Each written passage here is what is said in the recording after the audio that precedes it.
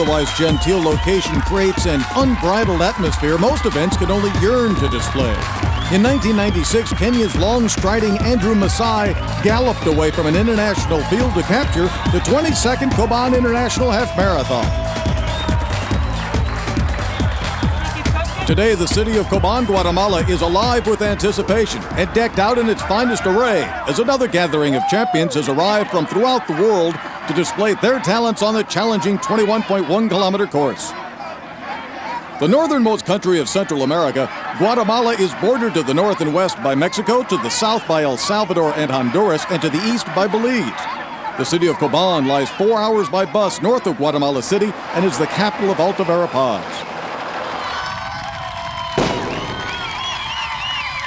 The 23rd Coban International Half Marathon off and running. Hi, everybody. I'm Tony Revis along with Ed Eyestone. And Ed, the combination of heat, humidity, and hills doesn't make for más rápido running, does it?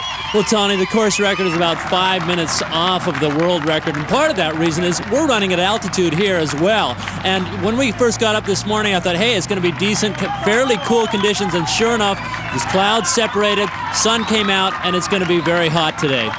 The athletes take this into consideration. Number 23, Khalid Khannouchi, an athlete who has been hot in Central America and also the Caribbean through half marathons throughout his career, dropped out of this competition last year, but comes in as definitely one of the favorites in the race. The man in the red shorts, Simon Peter, number 2, wearing the number of the place that he finished last year. We will go through the field as it extends itself, but we expect a closer race than we had last year when Andrew Masai separated himself within the first 2 or 3 kilometers and ran unopposed the entire way. We had a real breakaway last year, and I don't think we're going to see that this year. We just have too tough of competitors. Although Khalid Khannouchi, once again, he's on a tear. He performed very well at San Blas, winning San Blas. He does well in these Latin American sort of races. And this early in the year, he's usually right there. You can see that his personal best at 1:03.03 is not indicative of the kind of athlete that he is. You'd expect him to be at least 2 minutes faster than that, but he doesn't run that many fast half-marathon courses. He really does have the best part of his year within the first 5 or 6 months of a calendar year and then tapers off as the year extends. You get Khalid Khannouchi sometime on a flat course in Japan, he's going to run under 1 hour. And there's Costa Rican Jose Molina, who's won Los Angeles Marathon. He's got to be considered one of the favorites here as well. Yeah, he's wearing number 3 in the Nike colors, and he was in his last competition 9th at the Boston Marathon. The question with Jose right now is, will he need another race under his belt to get himself back at race sharpness? You know he's strong, but he's still recovering from Boston somewhat. Well, particularly on a course like today's where they've got a lot of hills they've got to go up and down, and where a lot of the action is going to take place between these two cities. Now, between here in Coban and San Pedro Carcha, it's a net elevation drop of about 100 feet. Not very much, but that means as the day extends, the distance increases, the hills get worse, and the competition gets more severe. So it's not an easy course, it's a tough man's course. Now, it's always been a festival atmosphere all weekend long here in Coban, but Ed visited San Pedro Carcha before the race started and found that to be every bit as pumped up. Tony, it's definitely a carnival atmosphere in San Pedro Carcha. This town is not a big town, but I guarantee every man, woman, child, and possibly dog is gathered along the streets here waiting for the runners to come. When they come, they'll be greeted by applause, shouts, cheers, and probably a few fireworks, which can scare the heck out of you when you're not expecting them, and they can really be deafening when you're running in the heat of battle like this.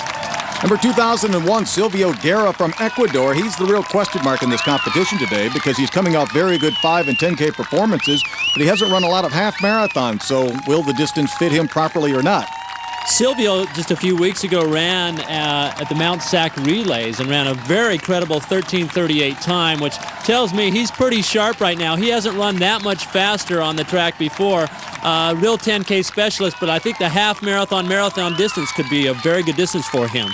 This makes your point, 1:04.30. That's his half marathon best, and he just hasn't run that many. Maybe just 1 or 2 in his entire career, where the rest of these guys from Kenya live and die on these half marathons all over the world. A little Gideon Mutisha with his PR in the half marathon at 1:01. He's just so efficient, just gets those little legs rolling, and he eats up this distance. This is the best one for him, whereas his marathon PR is much slower than his half marathon would suggest it might be.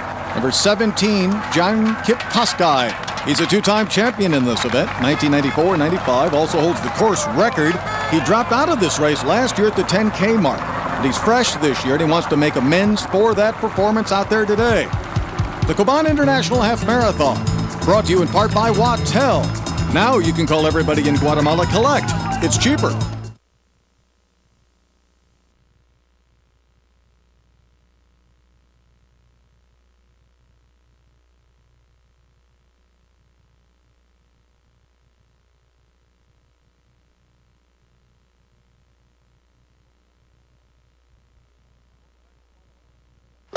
Welcome back to Guatemala for the 23rd Coban International Half Marathon, brought to you in part by Power Bar. Balanced nutrition, lasting energy. Power Bar, power on. Tony Revis, along with two-time Olympian Ed Eyestone, and as number 2, Tanzania's Simon Peter has the reins of the pack early on. Ed, I'm not sure if there's a correlation, but ever since I think 1992, the Kenyans began to come to the roads in droves and dominate. Well, the Tanzanians began to slowly, gradually disappear. Well, if there's any Tanzanian that can compete with the Kenyans, I would say it would be Simon Peter.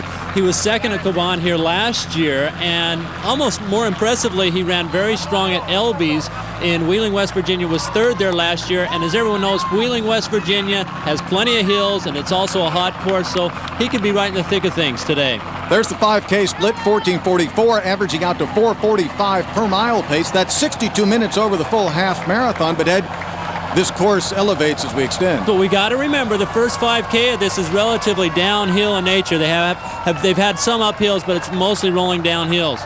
This event was inaugurated back in 1975 by Juan de Deos Reyes on the left, father of the present race director, and the late Cayetano Galvez. And their first winner was Hipólito López out of Honduras.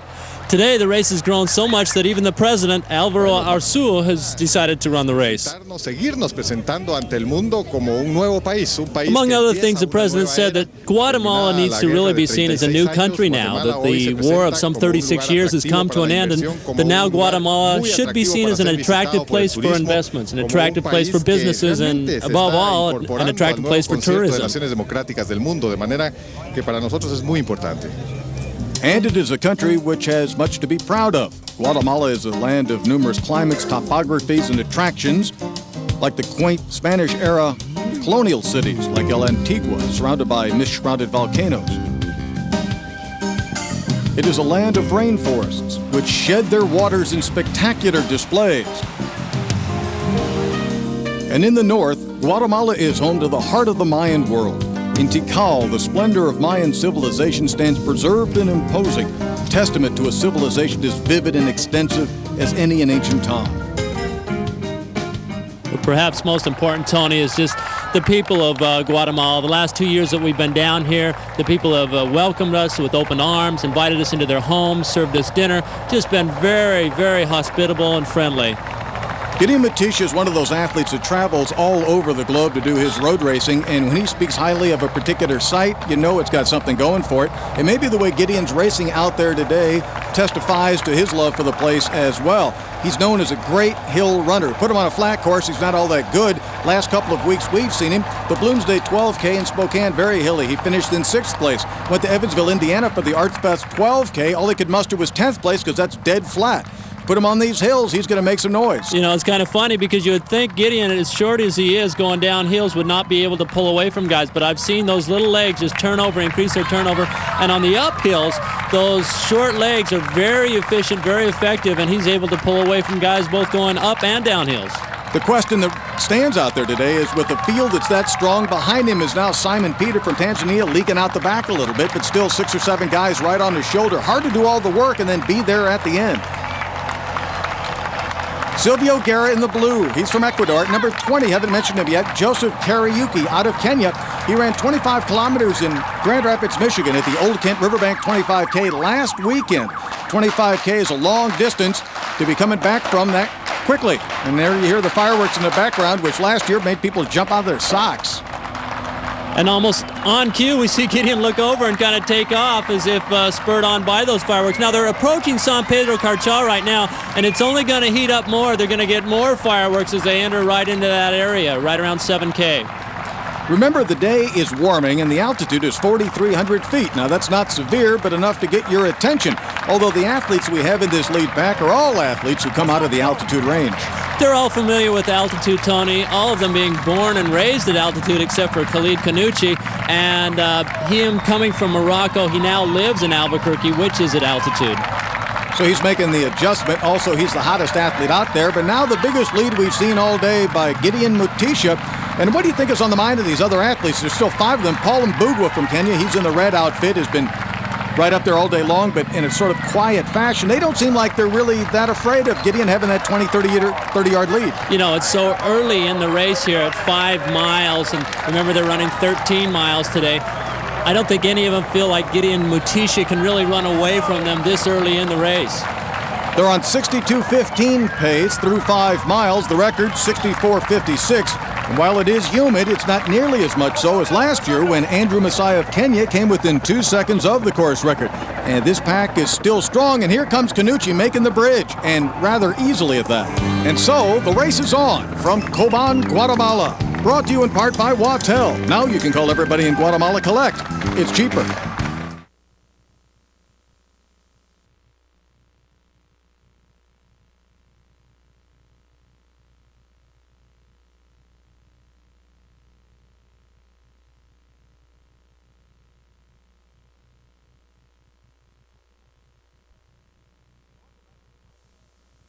Welcome back to the Power Bar Race of the Month, the Coban International Half Marathon, brought to you by Power Bar. Balanced nutrition, lasting energy, Power Bar, power on. Gideon Mutisha, number 18 from Kenya, and Khalid Khannouchi from Morocco are our 2 leaders, and now we have a 3rd athlete, Silvio Guerra from Ecuador, who's slowly starting to bridge up, breaking up that second chase pack. Boy, in that last move, Gideon Mutisha took off, and then Khalid Khannouchi, as if he was just biding his time, saw that break take place and just pulled in as if he was totally under control. And a lot of times you see the guy running in 2nd place actually controlling the race. I think Gideon Mutisha realizes that Khannouchi is on a roll. He won San Blas, and he knows he's got his work cut out for him if he's going to beat. And now looking around, he sees that Silvio Guerra has joined the fray, and it looks to be a 3-man race. Paul Mbugua in the red and Joseph Kariuki, 2 Kenyans. Well, actually, Kariuki is the fastest man in the field on paper, but I think these 3 leaders may well try to consolidate that position and keep that gap open as we see that Gideon goes right back to the front and starts pressing the issue again. Ed, the kids are being supportive out there in San Pedro Carcha. What are they saying? Animo? Animo. No, animo. That means enthusiasm, energy. It's kind of a combination, spirit, everything. We can see that these men have all taken their shot at the lead at this point, working together, I would think, to maintain the gap, which has grown. And remember, they're on the hardest part of the course right now. And Ed, don't you think that they're at the good patch, bad patch stage of competition? Well, it is. Remember, running back from San Pedro Carcha, it's predominantly uphill. And so now we're seeing our real strength runners, those Guerra and Mutisha and Khannouchi, those guys who run well on hills, really pulling away from the others. Any one of these guys look any better than the other 2? They all look pretty relaxed right now, but I gotta like Khannouchi. Khannouchi's just running behind, watching the other 2 guys in front of him. He looks ready to make a move at any point. And again, Gideon has been the leader almost since the beginning of the competition, and at some stage, unless you're significantly stronger than the other athletes, that does take a toll, and his form has begun to corrupt a little bit. You know, it does take its toll, but then again, some guys are just front runners. Gideon Mutisha is one of those guys. He likes to go in front. You could have 10 guys running together at a fairly easy pace. Gideon Mutisha would be right there in front. He likes the front. From the standpoint of who's getting the crowd reaction most, one would think that the Ecuadorian, Guerra, is going to have an advantage running back with that crowd streaming the other direction. He definitely has the Latin vote on this one, but there's only so much that a crowd can help you as you're attacking these hills. A look at the past champions indicates the jump in prestige Coban has taken in recent years from regional caliber talent to the truly world class.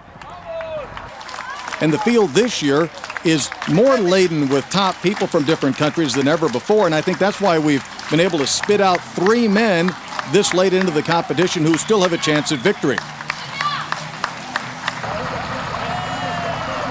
This angle always shows the speed of these runners, and we take a look at 10K in 30 minutes flat. That's 4:50 per mile pace, and they're maintaining that. And they've slowed a little bit, but a lot of that just has to do with the hills that they're climbing once again as they work back into Coban. Now, nobody at this point it's not in their best interest to try to break away here. That's far too far out from the barn to try to sit there and run all by yourself. So they're more than content to stay where they are at this time. The Coban International Half Marathon reaches its crescendo when we return. Brought to you in part by Wattel. Now you can call everybody in Guatemala collect. It's cheaper.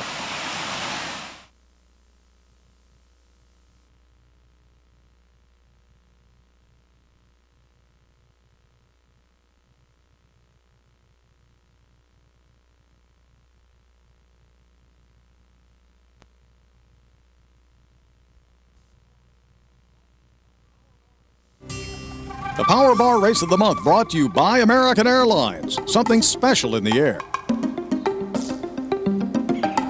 Our three leaders, Silvio Guerra in the blue from Ecuador, Gideon Matisse in the white from Kenya, Khalid Khannouchi in the black from Morocco. They're about a mile and a half from re-entering the city of Coban, and there they'll get a big pick-me-up from the huge crowds, but Ed, right here is a very tough stretch. All three of them look very smooth as they're going down this little hill.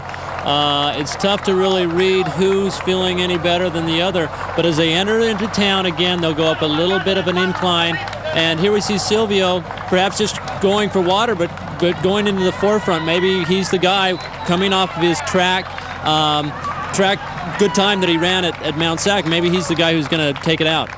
Well, you would think that with a 13:38 and a low 28-minute 10K at the Sally Mae 10K in Washington, D.C. before that he has got some speed to burn, and he wouldn't want to burn it here. It's Gideon who probably doesn't have the kick. It would need to push his way, which he's done all race long, and Khannouchi's got a lot of confidence at the half marathon, so there's something in it for everybody. Let's remember also that the president of Guatemala, President Arzu, is not only a spectator, but he ran and is running the first half of this course. You talked to him a little bit earlier in the day before the race began and talked about he and President Clinton, also a runner. Right. I said, okay, President, if we had you and President Bill Clinton in the race today, who would win? And he said the way President Clinton's knee is right now, he felt like he could dust him pretty easy. Actually, President Arzu ran 8 miles of the Los Angeles Marathon earlier this March, setting a good example for his country people. And now the slow climb back into Coban, and you can see the crowds lining this road like a mini Boston or a mini New York City marathon.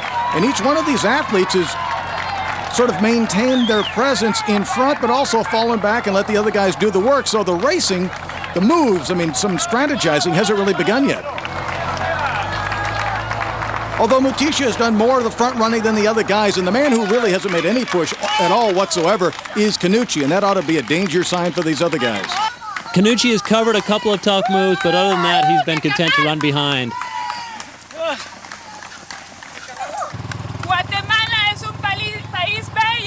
Guatemala is a beautiful country. It's a country of peace. It's a great people. Beautiful country. I think you understood that one, didn't you, Tony? I got that much. I can speak Spanish better than I thought. 1, 2, 3. When they're running 3 abreast like this as opposed to strung out one behind the other, what's that tell you? Again, that's got to tell us that maybe they're not running so hard, so fast. They're all able to handle the pace that they're currently running at. And no one is really asserting themselves as the main leader. Now, as these crowds through town thicken, that's going to give these guys a big lift. Now, the turnaround point is back on the other side Watch of town. the dog. Watch the dog, Tony. Well, that was a bit of a bad dog. That dog reminded me of actually in my gait. But when these guys get on the other side of town, past the 10-mile mark, it's going to be especially difficult because the crowds will then dissipate again. And that's where we'll find who's got the real psychological strength. But right now, it'll be tough for anyone to drop anybody else through these crowds. You know, and it gets so narrow coming up here that, you know, you really have to, you're just totally jazzed by the energy of the people around you. That was the start-finish line that they just crossed over, so they're running in the opposite direction than when they started. They'll turn back out of town. They're right about the 10-mile mark at this stage in the race. They'll go out to around the 18-kilometer mark, turn back around for the final 4K home here to Central Coban. 3 miles left, and they're still looking very good. I can't see any major weaknesses among any of them. The wheelchair guys, he's keeping a pretty good pace as well, as it's kind of a battle back and forth with him. The race home after this.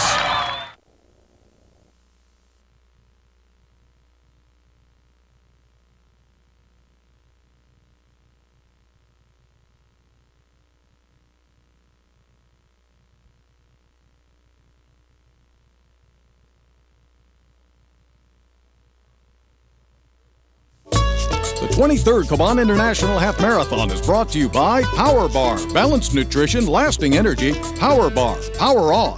And now our first casualty, Silvio Guerra. Silvio Guerra has been dropped, and it doesn't look that significant at this point, but his stride is just not what it was even a half mile ago. And the two of them, rather than, I think, powering away, I think Silvio is fading a little bit. It's a lot like a marathon, this hilly, humid, hot course. There's a war of attrition that goes on, and somebody doesn't necessarily have to pick up the pace. You just can't maintain anymore. And now Mutisha's head seems to be slightly down, and Khannouchi's always ridden very high today. His neck and his posture has always been excellent. The course and the times, they're on course record pace. If they can maintain to the finish line, it looks like with the depths of this field and the fact that it wasn't quite as humid in the previous years, they got a really good shot at a course record. With the Guatemalan flag flying over their heads and a pretty impressive performance by the flag bearer, it's Mutisha and Khannouchi. Is somebody just waiting on the other, or is this the pace that they can just maintain? Well, Khannouchi looks good at this point. He's been trailing the whole time, and he looks like he's running very well within himself at this point. It's almost as if he's waiting to lower the boom on poor Gideon. It doesn't look like there's a furrow on his brow. It doesn't look like he's sweating very much. Gideon's eyes, that tells the story. They're cast down about 10 feet in front of him, and that's always a sign that you're gathering yourself inside, that you got more to do than the other athlete does. And Gideon just took a peek behind him as if to say, can I hold on for second? It's almost like he's giving up first place right there. And these personal bests at this stage in any competition doesn't mean all that much. It's what you've got and what you don't have. And right now, it looks like Gideon doesn't have the lead. And boy, here's the magnificent stride of Khalid Khannouchi coming full out. And even now he seems fully in control. And we're a little over a mile from the finish at this point, and Khannouchi has just dropped it in another gear, and boom, Gideon is gone. It's like Khannouchi, who won the San Blas Half Marathon in February in the 4th fastest time in the history of that great event, and then ran his personal best for 10K in April, 28:07 at the Sally Mae 10K, following that up with a second place to the great Kamani at the Revco 10K. He's on a roll this year, and he wanted to prove that his dropping out of this race last year was also not the real Khalid Khannouchi. And now the emphasis is switched from competition to the clock, and he's well under course record pace, and you get the feeling yet he's got plenty left in the tank. Well, once you put your hand up in the air, you better hold on and win it. He's going to hold on and win it, and I hope he gets the course record as well. The crowds here are enormous, and they're just going crazy for their first Moroccan champion. Khalid Khannouchi wins the 1997 Coban International Half Marathon. His time 1:04:30. An excellent course mark, but again, you can see how tough this course and these conditions are. Gideon Mutisha finishing strong as well. I think he's going to be under the old course record. It's one of the best performances I think we've ever seen by Gideon Mutisha. In a race like this with this type of field, he normally finishes 4th, 5th, or 6th. Second place is excellent for young Gideon. Who's one of the favorites of our crowd? That's for sure. He always gives you a great effort. And now, Silvio Guerra from Ecuador, still very much a rookie at the half marathon distance, and he shows that he can take it on and take it on successfully, and I think he'll be back to this race in the future years. This has got to be encouraging for Silvio, and I can't help but think that he's going to move up to the longer distances in the near future. Simon Peters, second last year, takes 4th this year. He really wasn't part of the hunt.